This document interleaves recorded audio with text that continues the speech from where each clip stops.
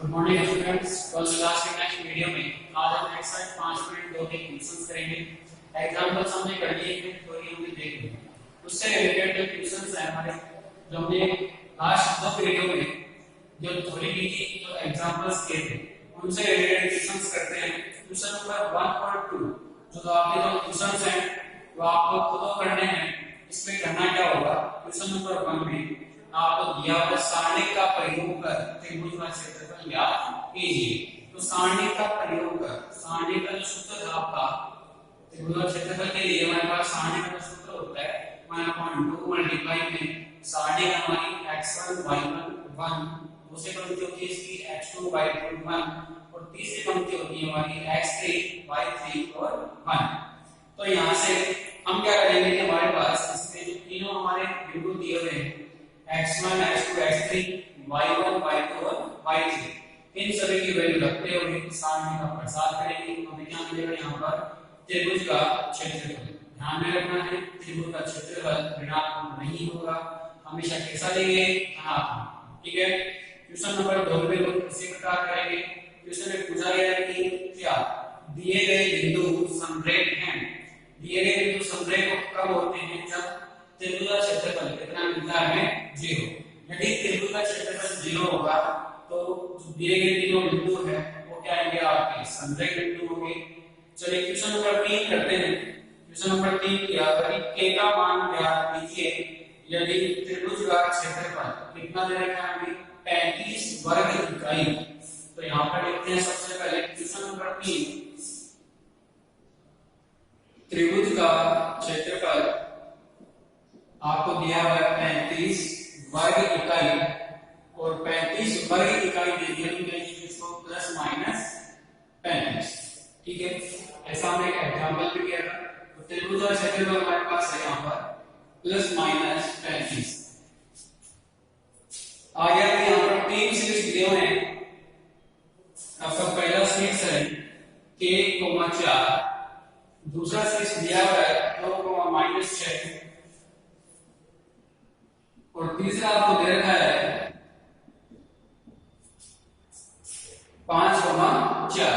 तो आपको 3 सीरीज दिए हुए हैं, उनके लिए त्रिभुज का क्षेत्रफल प्लस माइनस 35 है। तो आपको k का मान ज्ञात करना है। तो सबसे पहले त्रिभुज का क्षेत्रफल जिसका फॉर्मूला होता है 1/2 मल्टीप्लाई में x1 y1 1 x2 y2 1 और x3 y3 और ये 1। इसमें वैल्यू लगेंगे हमारे पास ये आएगा 1/2 मल्टीप्लाई में k 4 और 1 2 -6 1, तीसरी पंक्ति में आएगा 5 4 और 1। जो त्रिभुज का क्षेत्रफल है कितना, प्लस माइनस 35 वर्ग इकाई है, यहाँ पर लिखेंगे प्लस माइनस 35। अब इसको हल करना है, जो 1/2 है साथ में करेंगे अर्थात 2 का वर्ग गुणा करते हैं तो हमारे पास आ जाएगा प्लस माइनस 70। 35 को 2 से गुणा करेंगे कितना मिलेगा, 70। बराबर में इसका हम प्रसार कर देते हैं r1 के सापेक्ष।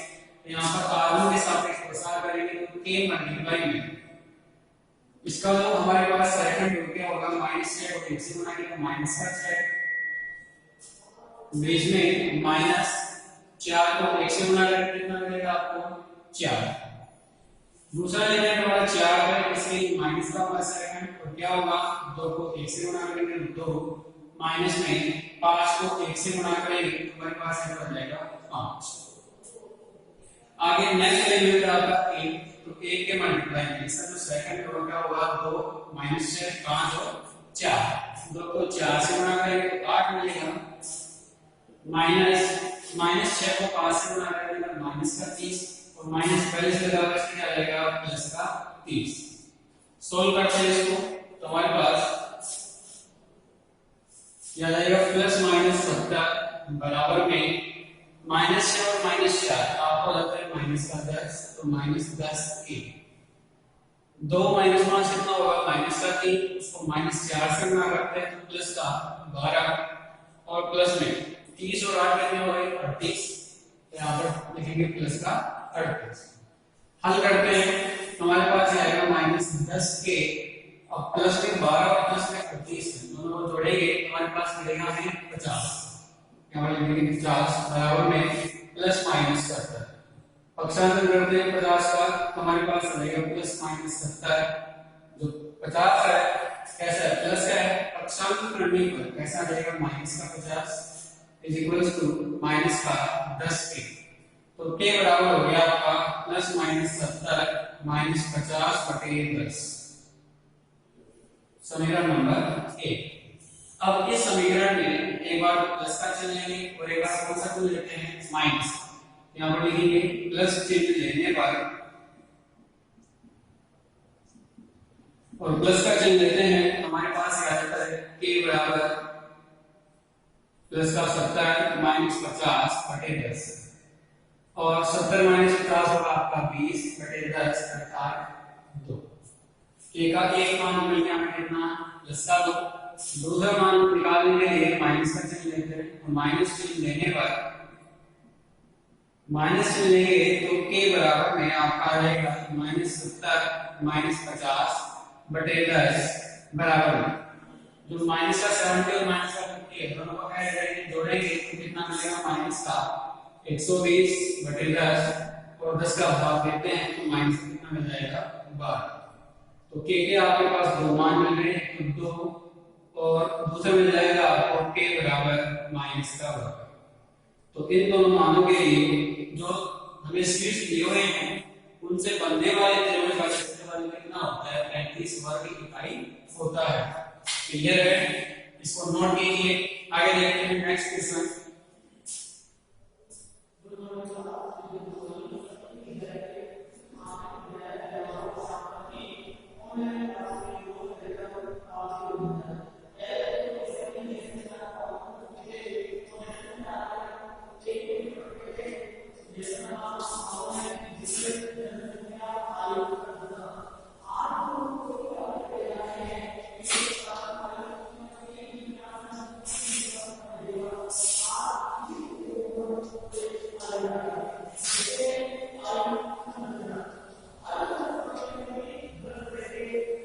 चलिए नेक्स्ट क्वेश्चन देखते हैं, क्वेश्चन नंबर 4। क्वेश्चन नंबर 4 आपको दिया हुआ है, सारणी का प्रयोग कर के का मान ज्ञात कीजिए यदि बिंदु, तीन बिंदु दिए हुए हैं, समरेख हैं। तीनों बिंदु कैसे होंगे, समरेख होंगे। इसके लिए हमें उस के का मान ज्ञात करना है। तो क्वेश्चन नंबर 4 में बिंदु दिए हुए हैं आपको के, 2 माइनस 2 के, दूसरा आपको बिंदु दिया हुआ है माइनस के प्लस में 1 2 के और तीसरा बिंदु दे रखा है माइनस 4 माइनस के 6 माइनस 2 के। तो इन तीन बिंदुओं के लिए हमें दिया हुआ है कि तीनों क्या है, समरेख है। तो समरेख होने की जो हमारी शर्त होती है कि जो त्रिभुज का क्षेत्रफल होता है सारणी का जो मान होगा वो किसके बराबर होगा, 0 के बराबर होगा। तो यहाँ से वो फॉर्मूला लगाते हुए उसमें x1 x2 x3 y1 y2 और y3 इनकी वैल्यू रखेंगे और उस सारणी को हल करते हैं। यहाँ पर लिखेंगे समरेख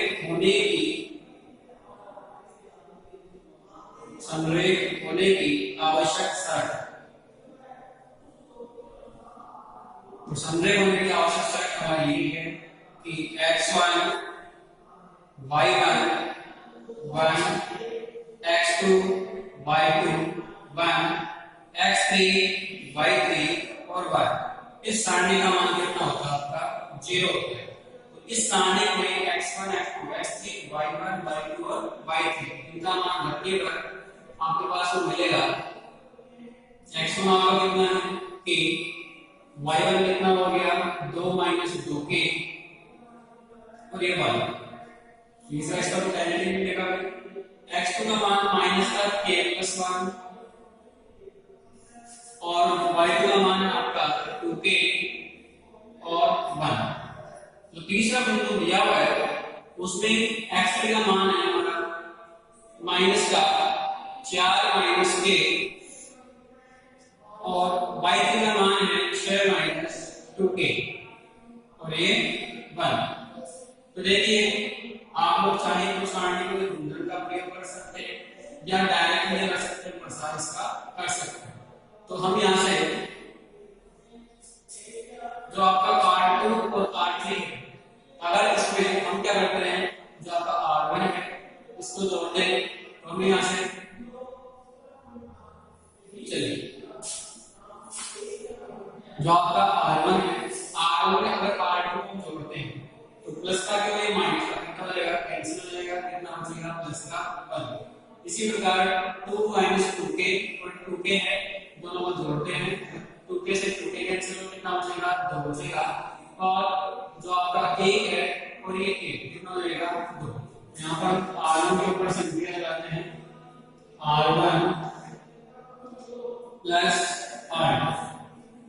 इसी प्रकार दूसरी संख्या लगाएंगे, जो आपका R3 है, R3 पर संख्या लगा दिया, R2 पर संख्या लगा, R2 पर लगा रहे हैं तो हमें क्या करना पड़ेगा, हमारे पास जो R3 है उसको R2 में जोड़ दें, तो हमारे पास -k और -k कितना हो जाएगा, माइनस का 2k, -4 और प्लस का 1 कितना हो जाएगा, -3। और यहाँ पर आपको मिलेगा 2k - 2k दोनों कैंसिल हो, कितना मिलेगा प्लस का 6, और यहाँ पर 1 और 1 कितने जाएंगे 0। तो यहाँ से हम लिखते हैं R3 पर हमने संख्या लगाई, R2 पर लगाते हैं R2 प्लस R3।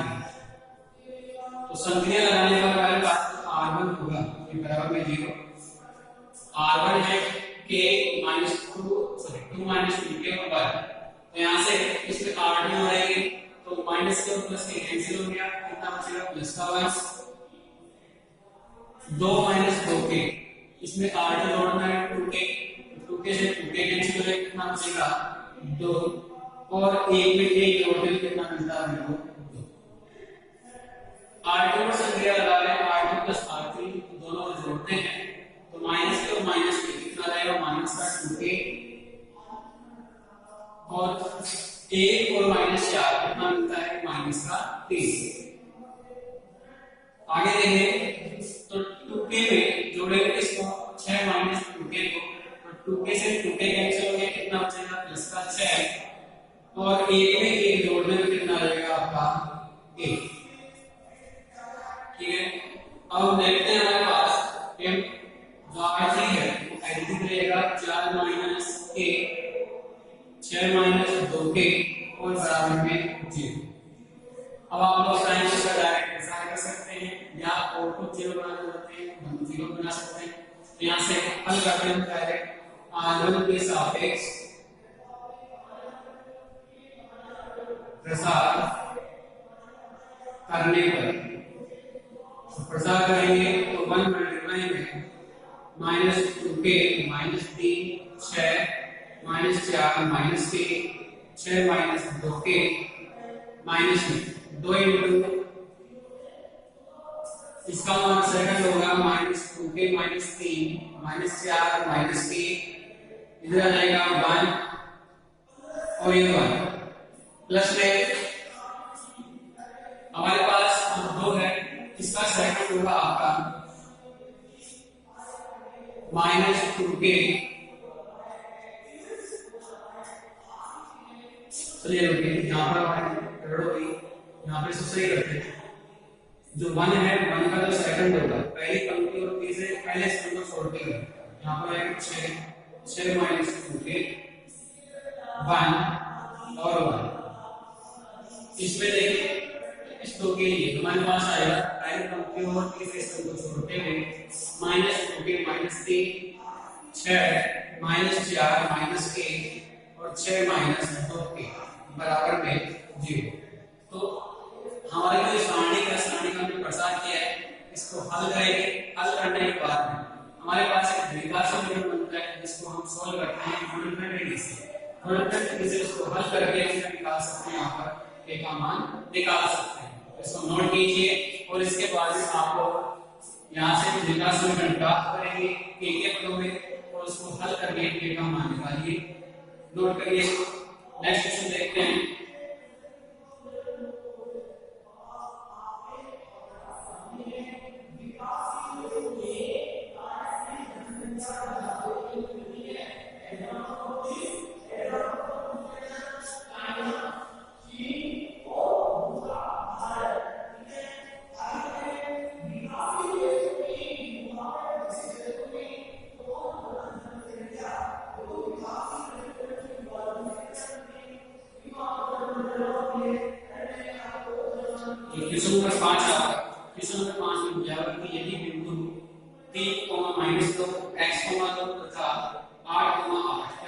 समरेख में, तो समरेख होने की कंडीशन क्या होती है हमारी x1 y1 1, x2 y2 1, x3 y3 1।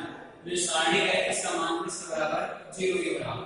तीनों बिंदुओं से मान रहे हैं यहाँ पर x1 y1 x2 y2 x3 और y3 का, तो उसका प्रसार करने का हमें क्या मिलेगा x का मान मिलेगा। बिंदु से प्रकार प्रसार करना होगा तो हमें यहाँ x का मान मिल जाता है, वो हमारा आंसर। क्वेश्चन नंबर 6 की बात करें, चलिए इसको नोट करिए। आगे देखते हैं क्वेश्चन नंबर 6।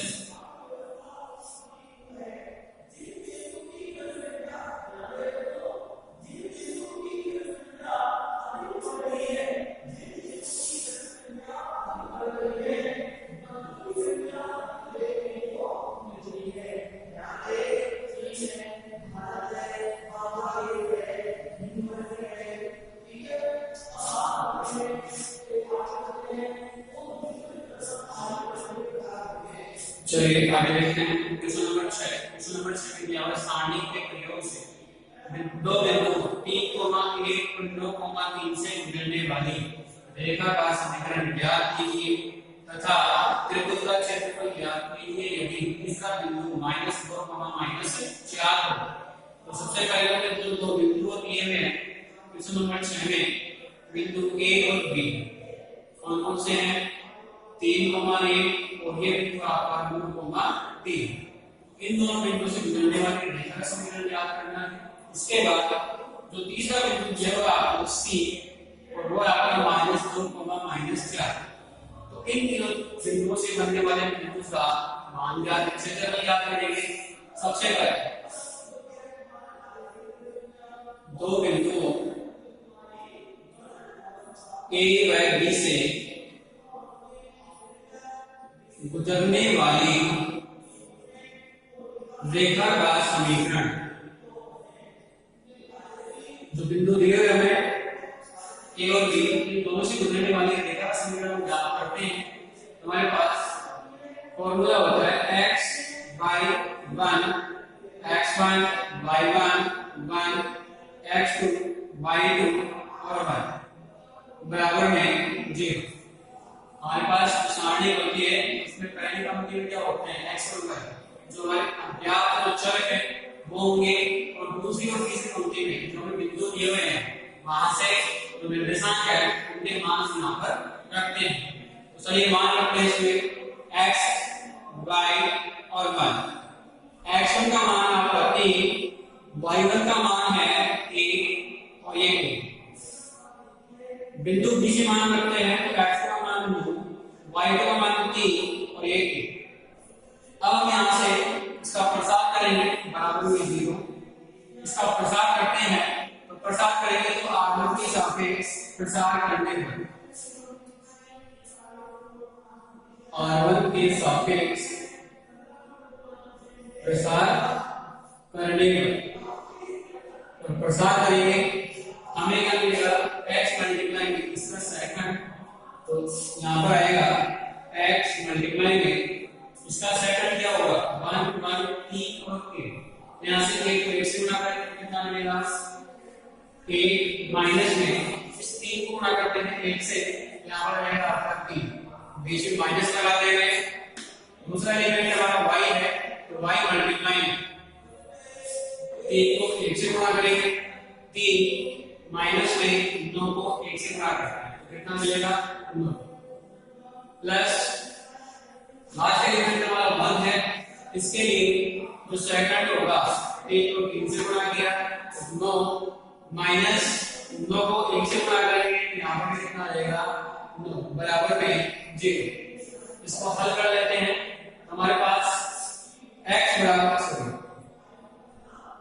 x मल्टीप्लाई में 1 माइनस 3 कितना होगा 1 माइनस 3 माइनस का 2, यहाँ पर लिखिए माइनस का 2x माइनस में 3 में से 2 घटाएंगे तो माइनस का 6 और माइनस का y है मल्टीप्लाई में तो प्लस का क्या हो जाएगा 6y प्लस 9 में से 2 घटाएंगे कितना बचा 0 और 0 को 1 से गुणा करेंगे कितना मिलेगा 0। यहाँ से हम लिख सकते हैं माइनस का 2x प्लस 6y बराबर 0 या 2x बराबर 6y। क्लियर है। तो यहाँ पर हमारे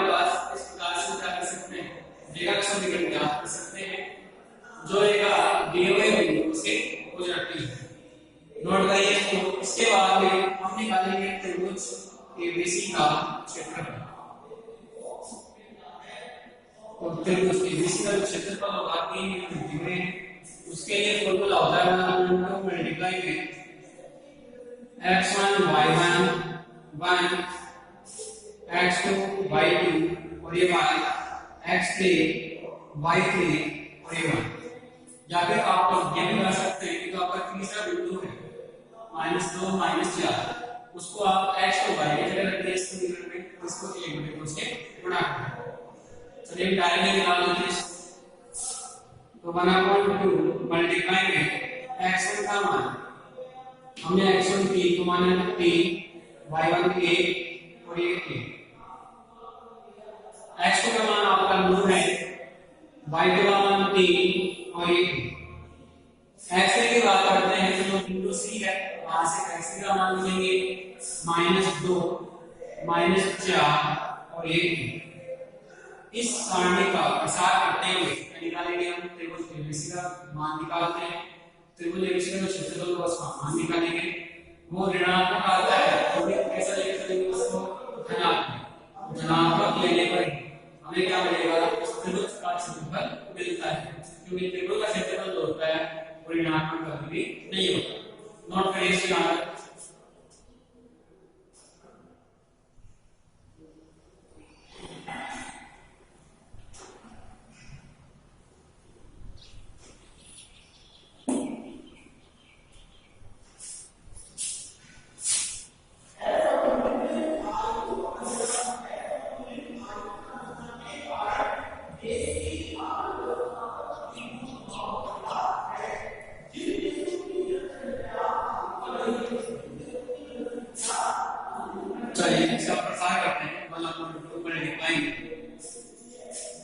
पहली पंक्ति के सापेक्ष प्रसार करेंगे, आलू के सापेक्ष 3 मल्टीप्लाई तो 3 का सेकंड होगा, 3 को गुणा करेंगे 1 से, माइनस में माइनस 4 गुणा करेंगे 1 से, हमारे पास आएगा 3 माइनस में माइनस का 4 बीच में माइनस 1 मल्टीप्लाई में 9 को 1 से गुणा करना है और माइनस 2 को 1 से गुणा करना है। तो यहाँ पर ये 9 माइनस में माइनस का 2 प्लस 1 मल्टीप्लाई, इसका जो सेकंड होगा वो होगा आपका 9 को -4 से -2 को 3 से, तो 936 माइनस में -2 को 3 से गुणा करेंगे तो प्लस का क्या हो जाएगा आपका 6। तो 1/2 मल्टीप्लाई में 3 माइनस माइनस प्लस 4 कितना हो गया 7, 7 किया 21 माइनस माइनस माइनस प्लस, तो 9 और कितना होगा आपका 11, तो माइनस में 1 से गुणा करने पर माइनस क्या आएगा, माइनस का 36 और प्लस का 6 कितना बचेगा माइनस का 30, इसको 1 से गुणा करने पर माइनस का 30 मिलेगा। 1/2 21 माइनस 11 और माइनस 30 कितना हो जाएगा आपका माइनस का 41, और इसमें से 21 में से 41 माइनस करेंगे हमारे पास आएगा 1/2 माइनस में कितना आ जाएगा 20, तो यहाँ पर कितना बचेगा आपका माइनस में 10। त्रिभुज एबीसी का क्षेत्रफल, क्योंकि क्षेत्रफल धनात्मक होता है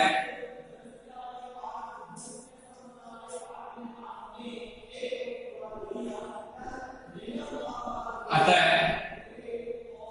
त्रिभुज एबीसी का क्षेत्रफल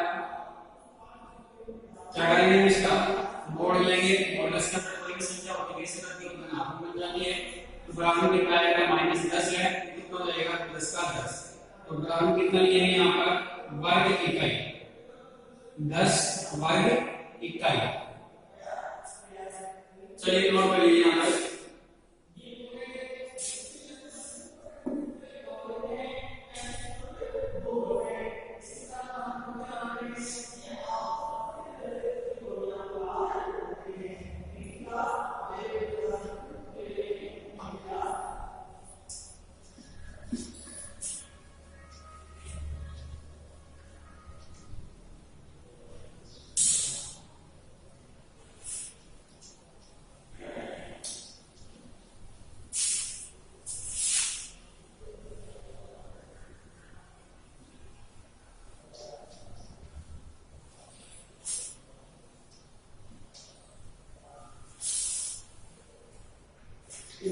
चलिए नेक्स्ट इश्यू करते हैं। क्वेश्चन नंबर 7, क्रेमर नियम से निम्नलिखित समीकरण निकायों को हल कीजिए। तो क्वेश्चन नंबर 7 में जो क्रेमर नियम दिया गया है उसका आपका एग्जांपल करवाया गया था। तो क्रेमर नियम से आपको समीकरण 7 को क्वेश्चन नंबर 7 को हल करना है। इसमें दो क्वेश्चन दिए हुए हैं, हम इसका 7 का फर्स्ट क्वेश्चन ले लेते हैं। क्वेश्चन नंबर 7 और इसका फर्स्ट है आपका, इसमें दो समीकरण दिए हुए हैं। पहला समीकरण है 2x 3y 9। तो पहला समीकरण लिखते हैं 2x 3y 9। दूसरा समीकरण लें तो आपका दूसरा समीकरण होगा 3x 2y 7।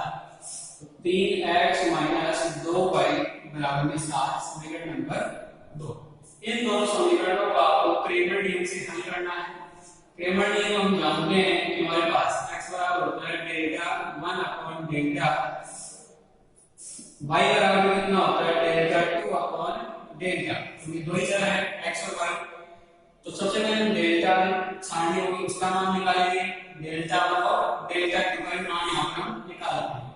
तो सबसे पहले डेल्टा सारणी क्या होगी, जो हमें यहाँ पर चर दिए हुए x और y उनके गुणांकों की सारणी क्या होगी 2 3 3 माइनस के 2। डेल्टा 1 की बात करें तो डेल्टा 1 आपका रहेगा जो डेल्टा सारणी का आपके उसमें से पहले स्तंभ को प्रतिस्थापित करेंगे जो आपके बराबर में अचर दिए हुए हैं 9 और 7। तो हमारे पास यहाँ पर 9 7 3 माइनस 2। इसी प्रकार डेल्टा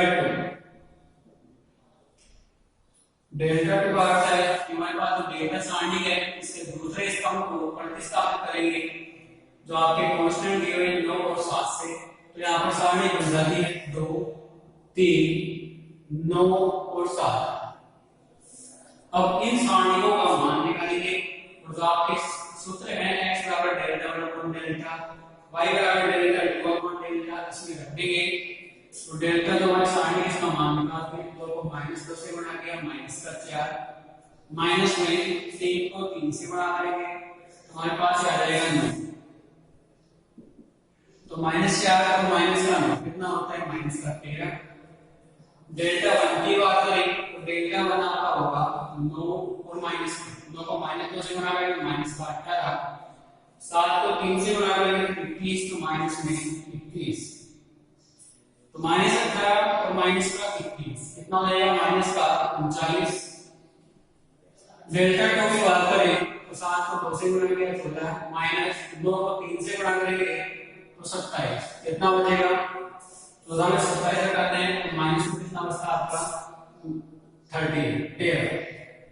चलिए x का मान निकालते हैं डेल्टा 1 अपॉन डेल्टा, डेल्टा 1 कितना आपका -39, डेल्टा का मान आ गया -13। तो माइनस से तो माइनस कैंसिल हो गया, 39 से 13 का बाहर देंगे 3 मिल जाएगा आपको। तो x का मान आ गया प्लस का 3। y का मान निकालते हैं, ये होगा आपका डेल्टा 2 अपॉन डेल्टा। तो डेल्टा 2 अपॉन डेल्टा, डेल्टा 2 का मान कितना है -13 और डेल्टा का मान भी कितना है -13। -13 से -13 कैंसिल करेंगे कितना मिलेगा प्लस का 1। तो y हो गया आपका +1।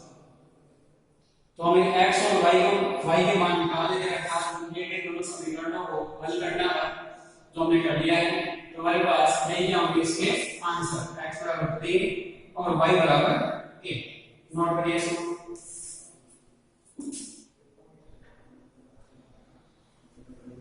बिल्कुल इसी प्रकार आपको जो समीकरण इसका दूसरा दिया हुआ है क्वेश्चन नंबर 7 का दूसरा क्वेश्चन दिया हुआ है उसमें 2x 7y -13 बराबर 0 दिया हुआ है। तो जो -13 है इसका पक्षांतर करेंगे तो इसी प्रकार बनाएंगे +13 हो जाएगा। और दूसरे समीकरण में -9 दिया हुआ है लेफ्ट हैंड साइड में, उसका पक्षांतर करके राइट हैंड साइड में लाते हैं उसको और वो क्या हो जाएगा आपका +9। बिल्कुल इसी प्रकार आप लोग इसको क्या करेंगे हल करेंगे। क्वेश्चन नंबर जो 8 है आपका, क्वेश्चन नंबर 8 भी आपको करना है। इसमें दिया हुआ है कि निम्नलिखित समीकरण निकाय असंगत है। और एस संगत होने के लिए हमने देखा था कि जो सारणिक होता है चरों की जो गुणांकों का सारणिक होगा डेल्टा, उसका जो प्रसार करेंगे हम उस सारणिक का मान कितना मिलना चाहिए, 0 मिलता है तो असंगत निकाय होगा, और 0 नहीं मिलता है तो कैसा निकाय होता है, संगत निकाय। चलिए एक क्वेश्चन देख लेते हैं इसमें।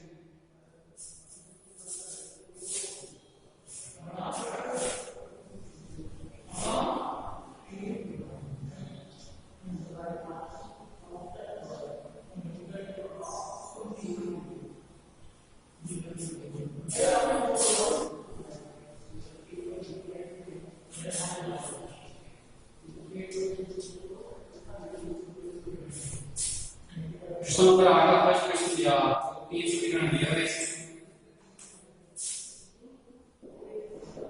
और पहला आपका x plus 2y plus 4z बराबर 16। दूसरा समीकरण है 4x plus 3y minus 2z बराबर 5, 3x minus 5y plus z is equal to 4। समीकरण 1, 2 और समीकरण नंबर 3। हमें यहाँ पर सिद्ध करना है कि निम्नलिखित समीकरण निकाय कैसा है, असंगत है। इसके लिए सबसे पहले डेल्टा का मान निकालते हैं सारणिक का। जो हमारे चर है उनके गुणांकों की सारणी होगी। x का पहले समीकरण में x का गुणांक 1, y का 2 और z का कितना है 4।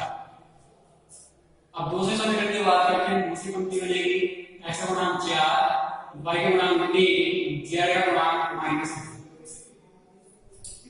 इसमें तीसरी पंक्ति में देखते हैं x का गुणांक 3, y का गुणांक -5 और z का गुणांक +3।